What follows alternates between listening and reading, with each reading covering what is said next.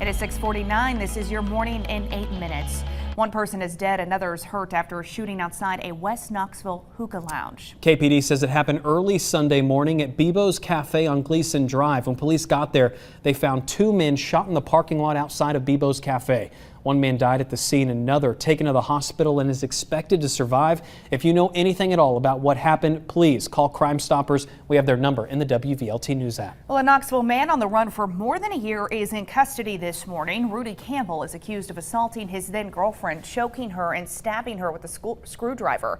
Police say this happened in March of 2021. They arrested him over the weekend. He's facing aggravated assault and kidnapping charges. And right now, be on the lookout for this missing teen. This is Edward Hauser, but he also goes by EJ. He was last seen on August 6th in Knoxville, but one nonprofit thinks he could be in the Sweetwater area. If you know anything, you're asked to call 911. And in Cott County, the search continues for a missing 76-year-old woman from Gatlinburg. Claudine Whaley hasn't been seen since last Sunday. Her family says she left her house to go grab some lunch and never came home. She got lost. Her car was found in the Hartford area. She was not. Her family says she suffers from dementia. If you know anything, call 1-800-TBI-FIND. And happening today, the truck driver accused of hitting and killing Loudoun County Sergeant Chris Jenkins will be in court this morning. A grand jury indicted Christopher Savannah on several felony charges, including vehicular homicide, following the February crash on I-75. A THP report says Savannah was driving under the influence of marijuana when he hit Sergeant Jenkins. And a Knoxville grand jury is indicting 14 people in a conspiracy to distribute more than 2,000 pounds of marijuana. All of those involved could face up to 10 years in prison and millions of dollars in fines. We've reached out to the Justice Department to see if this case is connected to a raid that some of you saw on Benhurst Drive last week. For a full list of those indicted, head on over to the WVLT News app.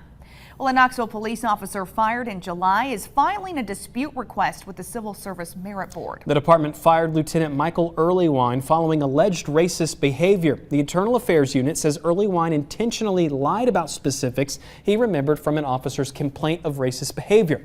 According to his filing with the Merit Board, Earlywine says he did not intentionally lie. Rather, he just answered the questions to the best of his memory, as he says he was interviewed about the investigation a year later. Earlywine is asking to be reinstated to his former position in the department. And right now, a Blount County Sheriff's deputy is praying for good news as she's in need of a new heart. Doctors diagnosed Deputy Lydia Sharp with congestive heart failure in May. She went to Vanderbilt to get a new heart after doctors found a match. But her family tells us the heart was not strong enough, so they couldn't move forward with the surgery. Sharp is now back at home in Sweetwater. We have a way for you to help the family right now in the WVLT News app. And Representative Tim Burchett's daughter is recovering this morning after a horse-related accident on Friday. The congressman says she has 5 broken ribs and a broken wrist, as well as some internal injuries. They're asking for prayers. And continuing coverage this morning, lawmakers on both sides of the aisle are now demanding more transparency following the FBI search at former President Trump's estate. Agents retrieved close to 24 boxes of material containing 11 sets of classified documents, some of them marked top secret. Senate Intelligence Committee chairs, both Republican and Democrat, requesting those classified documents be sent to committee members along with an assessment of how it might impact national security. The former president, he's calling for those documents to be immediately returned. So far, no charges are filed. And that search of Mar-a-Lago now leaving the FBI and Department of Homeland Security on high alert after numerous threats made against them. In a joint memo sent nationwide, they're warning of violent extremists carrying out attacks on all levels of law enforcement. The bulletin says the threats are occurring mainly online. The Department of Justice is launching an investigation into the Southern Baptist Convention. This comes after a report detailing mishandling allegations of sexual abuse by church leaders, with dozens of cases happening here in Tennessee. The SBC says they are aware of the DOJ investigation and will fully cooperate. Their headquarters is in Nashville. Happening today, Knox County leaders are working on the framework to lower your property tax rate. They're discussing the latest proposal at the County Commission meeting tonight. Right now, the county's property tax rate is around $212 for every $100 assessed.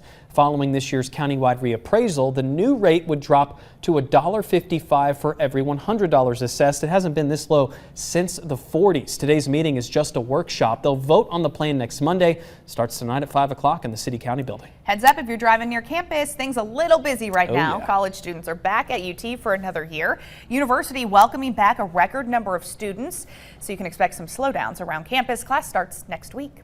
Starting today, another round of single lane closures on the spur in the national park. Crews are out doing their routine maintenance on the road, trimming trees, mowing, and cleaning up litter and culverts along the side of the road. One lane will be closed today through Thursday from 7 in the morning until 4 in the afternoon.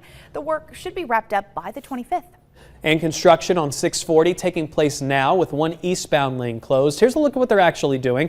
They're crushing the concrete under the asphalt to create a base for the new layer of asphalt. Work should wrap up by spring.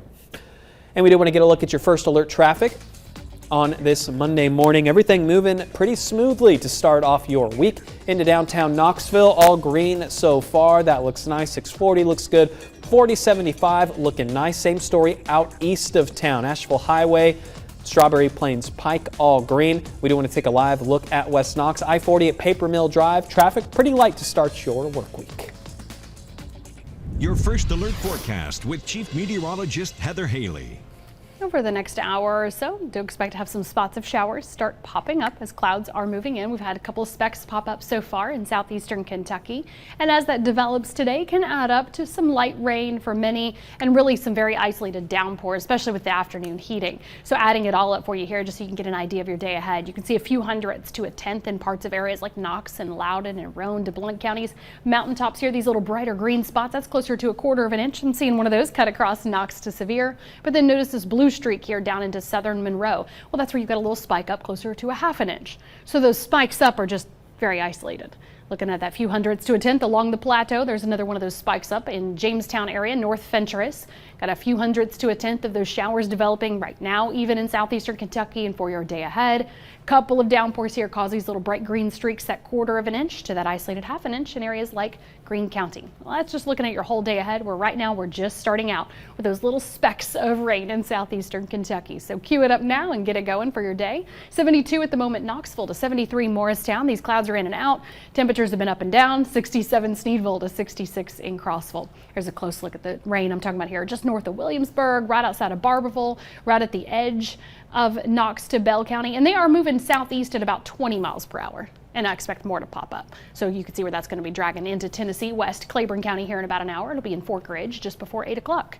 So a lot of you are seeing the clouds, and now we're feeling the humidity for the day, and that's what helps to create these spotty rain and storms. But we have more scattered storms developing at times this week. So I've got the latest for you in your week ahead coming up on the CW as well. I was about to get all my fall decorations out this weekend, but I'm not judging. I knew better. I know, but I'm not judging because maybe we can beckon it. Yeah. Saturday morning, I had the idea. I was like, should I bring a light jacket? It didn't last. It was like 30 minutes of that, but what can you do? We're headed on over to WBXX. Have a good day, everyone.